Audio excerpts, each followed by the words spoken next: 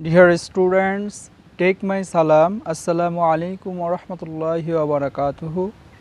Welcome to my online class. I hope that you are hale and hearty by the grace of Almighty Allah.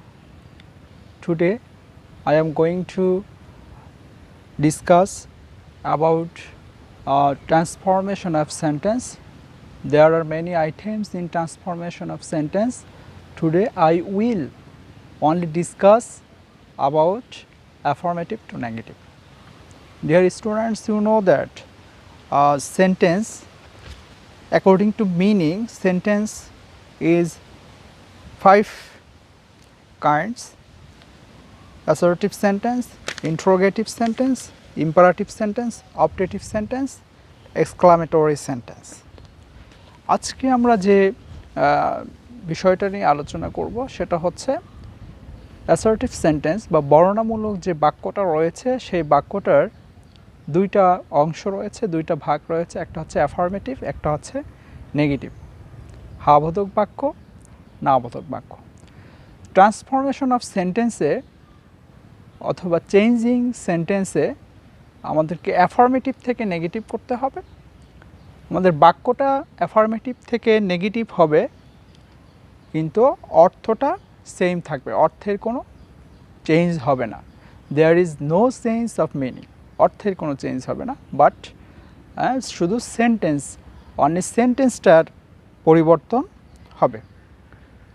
আর যে রুলসে, যে নিয়মে আমাদের বাক্য পরিবর্তন হয় আবার অর্থেরও পরিবর্তন হয়, সেটাকে আমরা বলি কনভার্সন অফ সেন্টেন্স। কিন্তু আমরা যেটা আজকে করতে যাব সেটা হচ্ছে চেঞ্জিং সেন্টেন্স। তাহলে চলো আমরা চেঞ্জিং সেন্টেন্সের কিছু ইম্পর্টেন্ট রুলস নিয়ে আলোচনা করি।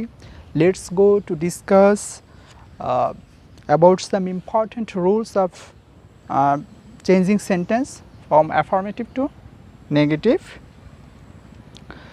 আমি ক্লাস 6 এবং 7-এর ক্ষেত্রে যে এগুলো আসে, চেঞ্জিং সেন্টেন্সগুলো ইম্পর্টেন্ট যেগুলো, সেগুলোই নিয়ে আলোচনা করব। কারণ অ্যাফার্মেটিভ টু নেগেটিভের অনেকগুলো রুলস রয়েছে, তবে সব রুলসগুলো ক্লাস 7-এর জন্য প্রযোজ্য নয়। যেই রুলসগুলো বেশি ইম্পর্টেন্ট সেগুলো নিয়ে আলোচনা করব। তো কোনো অ্যাফার্মেটিভ বাক্যে যদি অনলি অথবা অ্যালোন থাকে, তাহলে সেটা নেগেটিভ করতে গেলে অনলি এবং অ্যালোনের পরিবর্তে নান বাট অথবা নাথিং বাট আমরা ব্যবহার করব। অনলি অথবা অ্যালোন ছাড়া যদি কোনো ব্যক্তিকে নির্দেশ করে পার্সন, তখন হবে নান বাট। আর যদি কোনো বস্তুকে নির্দেশ করে বা কোনো জিনিসকে নির্দেশ করে, তখন কিন্তু হবে নাথিং বাট। তাহলে আমরা বুঝতে পারলাম, যদি ব্যক্তিকে নির্দেশ করে তাহলে হচ্ছে নান বাট, আর বস্তুকে নির্দেশ করলে নাথিং বাট। তাহলে আমরা একটা উদাহরণ দিচ্ছি, সেই উদাহরণ অর্থসহ পড়লেই বুঝতে পারবো। প্রথম উদাহরণ, অনলি আল্লাহ ক্যান হেল্প আস। বাক্যটির বেঙ্গলি মিনিং কি? বেঙ্গলি মিনিং হচ্ছে শুধু আল্লাহ আমাদেরকে সাহায্য করতে পারে। তাহলে এটা ব্যক্তির ক্ষেত্রে কি হবে? None but Allah can help us. Allah ছাড়া কেউ আমাদেরকে সাহায্য করতে পারে না। তাহলে দেখো বন্ধুরা, এখানে যে বিষয়টি ঘটেছে সেটা হচ্ছে বাক্যের পরিবর্তন ঘটেছে, কিন্তু অর্থ কিন্তু সেম রয়ে গেছে, একই অর্থ রয়ে গেছে। আরেকটা উদাহরণ দেওয়া যাক, only Arif can do the work. হ্যাঁ, শুধুমাত্র আরিফই কাজটি করতে পারে। None but Arif can do the work.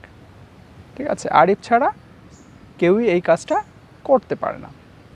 তাহলে চলো বন্ধুরা, আমরা একটা বস্তুর ক্ষেত্রে বা জিনিসের ক্ষেত্রে উদাহরণটা দিচ্ছি অনলি ধারা। তখন যেটা হবে সেটা হচ্ছে, he can eat only fruits. সে শুধু ফল খেতে পারে। তাহলে ফ্রুটস হচ্ছে একটা জিনিস, একটা বস্তুর নাম, এটা কোনো ব্যক্তির নাম না, একটা জিনিসের নাম, ফলের নাম। তো এই ফ্রুটস সে শুধু খেতে পারে, তো অন্য কিছু খেতে পারে না। সে হয়তো বা অসুস্থ, এর জন্য সে ফ্রুটস খেতে পারে, অন্য কোনো কিছু খেতে পারে না। তাহলে এই ক্ষেত্রে আমরা যেটা করব, অনলি এর পরিবর্তে নাথিং বাট বসাবো। তাহলে আমাদের নেগেটিভ সেন্টেন্সটা কি হবে? নেগেটিভ সেন্টেন্সটা হবে he can eat nothing but fruits. সে ফল ছাড়া কিছু খেতে পারে না। ঠিক আছে? তারপরে এই অনলি দ্বারা যদি কোনো সংখ্যাকে নির্দেশ করে, সংখ্যা সেটা একটা বয়স হতে পারে, তারপর হচ্ছে তোমার অন্য কোনো সংখ্যা হতে পারে, যে কোনো সংখ্যা হতে পারে, তাহলে সেক্ষেত্রে আমরা not more than, not less than ব্যবহার করব। যেমন he is only 10 years old, তার বয়স শুধুমাত্র 10 বছর। তাহলে এই বাক্যটার নেগেটিভ হবে হি is not more than 10 years old, তার বয়স 10 বছরের বেশি নয়। ঠিক আছে? তাহলে 10 বছরের বেশি নয় এর মানে কি? তার বয়স শুধু 10 বছর। হ্যাঁ, এইভাবে সংখ্যার ক্ষেত্রে যেমন I have bought only 10 mangoes, আমি শুধুমাত্র 10টি আম কিনেছি।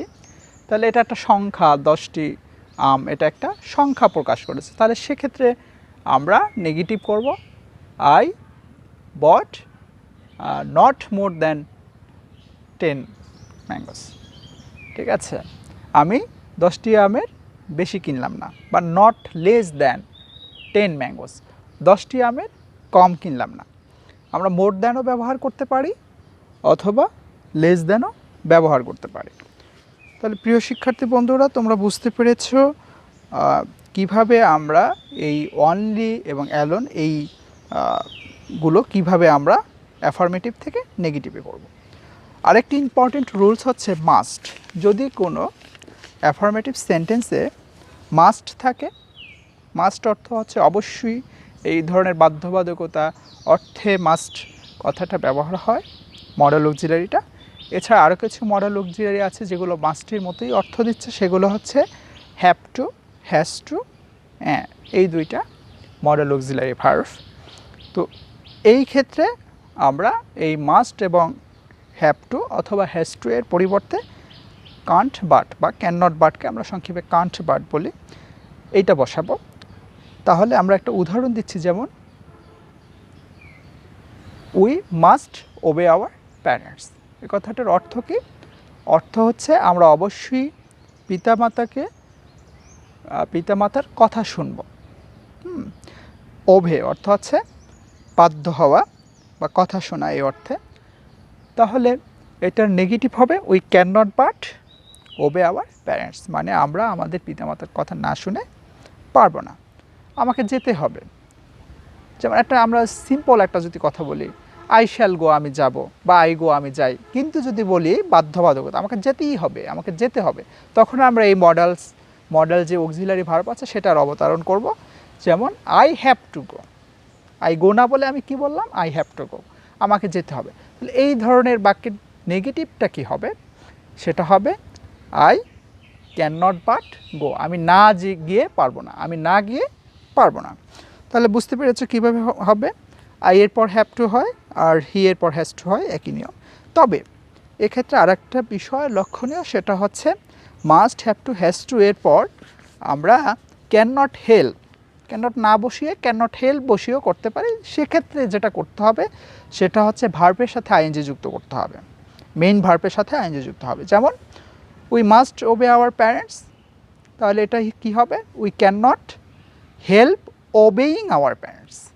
একটু জটিল মনে হচ্ছে তোমাদের কাছে, তোমাদের যদি জটিল মনে হয় এগুলো তোমরা can not but ওবে our parents দিয়ে করতে পারো, অথবা যদি হেল্প থাকে we can not help ওবেইং our parents, can not help দিলে ভার্বের সাথে আইজি যুক্ত করবে, এতটুকুই পার্থক্য। যেমন we have to follow the rules of health, আমাদেরকে স্বাস্থ্যের যে রুলস নিয়ম সেটাকে কি করতে হবে? ফলো করতে হবে। তাহলে we can not help following, ফলোটা কি হয়ে গেছে? ফলোটা ফলোয়িং হয়ে গেছে, following the rules of health. এভাবে করে তোমরা এগুলো শেষ করবে। এরপরে যেটা আছে মেনি যদি থাকে, মেনি শব্দের অর্থ তোমরা জানো, মেনি শব্দের অর্থ হচ্ছে অসংখ্য বা অনেক। তাহলে আমরা নেগেটিভে নটে ফিউ করব। যেমন একটা উদাহরণ দিচ্ছি, the boy has many cards. বালকটির অনেকগুলো কি রয়েছে, অনেকগুলো ঘুড়ি রয়েছে। তাহলে এটা নেগেটিভ কি হবে? প্রিয় শিক্ষার্থী বন্ধুরা, তোমরা তো অবশ্যই ধারণা করতে পারতেছো যে এটা নেগেটিভ কি হবে। তাহলে the boy does not have a few cards. ঠিক আছে, ছেলেটির এ ফিউ অল্প, কিন্তু এ ফিউ শব্দের অর্থ হচ্ছে অল্প সংখ্যক, অল্প ঘুড়ি নেই, এর মানে হচ্ছে কি বেশি ঘুড়ি আছে।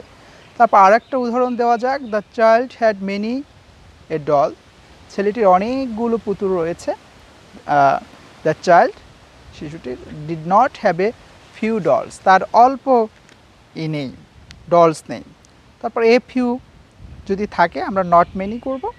এ লিটল থাকলে নট মাছ, এ লিটল পরিমাণ বোঝায়, মানে হচ্ছে অল্প পরিমাণে, আর নট মাছ হচ্ছে বেশি পরিমাণে না, মানে নেগেটিভ অর্থটা। সেক্ষেত্রে আমরা যেটা করব, যেমন there is much milk in the pot, পাত্রটির মধ্যে অনেক দুধ রয়েছে।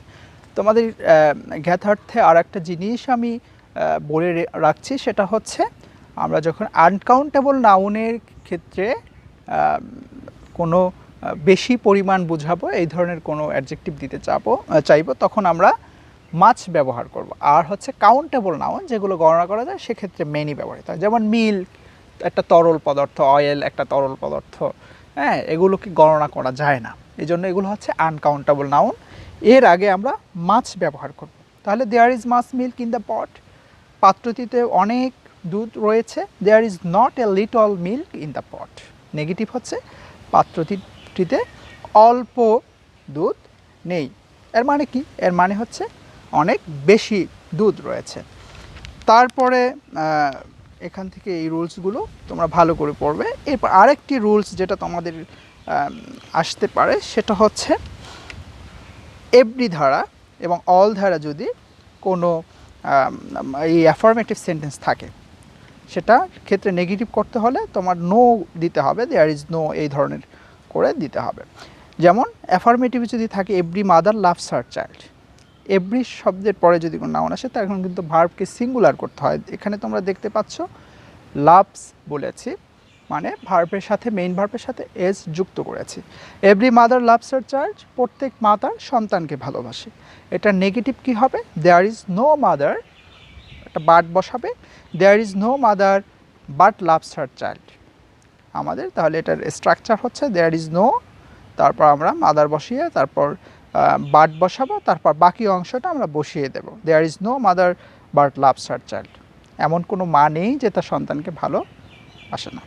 Every father loves his child, there is no father but loves his child. এবার অনেক উদাহরণ দেওয়া যায়, যেমন every boy respects his parents, there is no boy but respects his parents. এভাবে করে আমরা এভরি ধারা যদি কোনো কিছু আসে সেটা আমরা নেগেটিভ করব।